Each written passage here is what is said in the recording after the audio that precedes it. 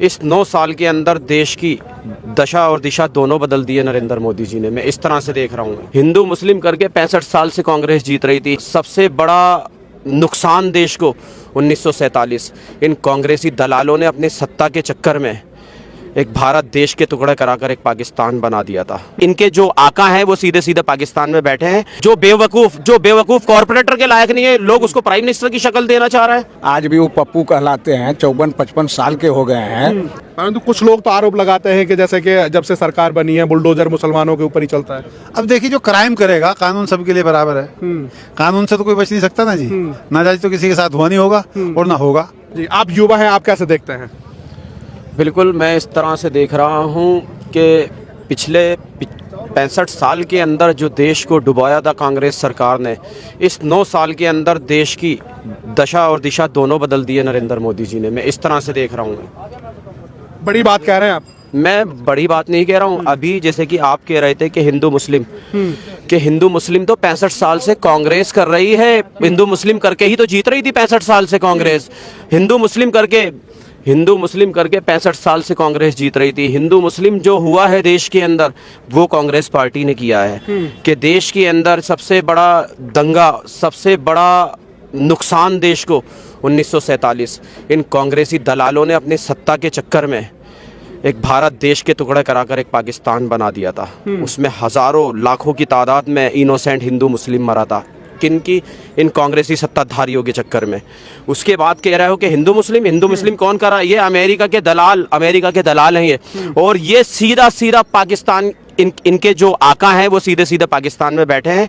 जो इनके आका बोलते हैं कांग्रेस पार्टी वैसा ही करती है। क्यों? मणिशंकर अय्यर तो पाकिस्तान में जाकर के उन्होंने बोला ही था कि कांग्रेस को जिताओ, बीजेपी को भगाओ। तो वही तो कह रहा हूं कि सही मायनों के अंदर ये कांग्रेस पार्टी, इससे देश को खतरा है। अगर देश को बचाना है तो 2024 में भारतीय जनता पार्टी की सरकार बनना चाहिए। मोदी जी को आना चाहिए। बिल्कुल, मोदी जी को आना चाहिए। ऐसा क्या देखा आपने मोदी जी के अंदर?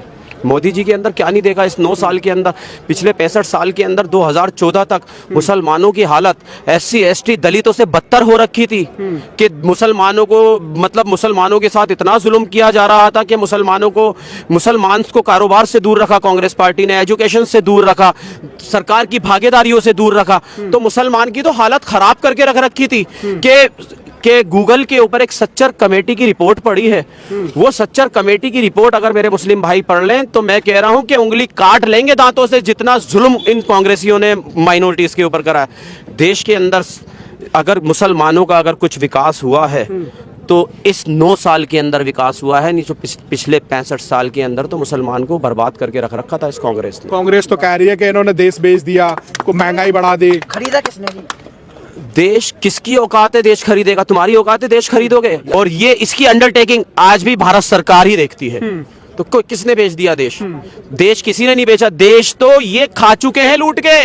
ये कांग्रेसी पिछले 65 साल के अंदर खा चुके हैं देश को लूट के। अब देख लीजिए, कहने का मतलब ये है, जमीन इन्होंने कहीं नहीं छोड़ा घोटालों के लिए तो इनको क्या नाम है, पुरस्कार मिलना चाहिए, अवार्ड मिलना चाहिए कि जमीन के अंदर नहीं छोड़ा।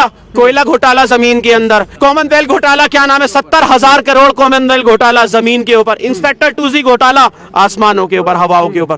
कह रहा हूं इन्होंने देश को बर्बाद करा है, सिर्फ बर्बाद करा है। देश को अगर आबाद करने वाला अगर कोई अगर बंदा आया है वो तो प्राइम मिनिस्टर श्री नरेंद्र मोदी है। देश को आज देख लीजिए, देश की हालत, आज देश की हालत देखिए और आज से 65 साल पहले देश की हालत देखिए।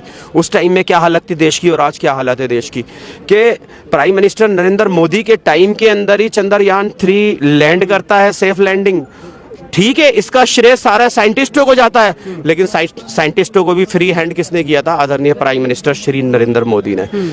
कि ये G20 सम्मेलन हमारे देश के अंदर बड़े गौरव की बात थी कि G20 सम्मेलन हमारे देश के अंदर हुआ, जिसकी सदारत आदरणीय प्राइम मिनिस्टर श्री नरेंद्र मोदी जी ने की।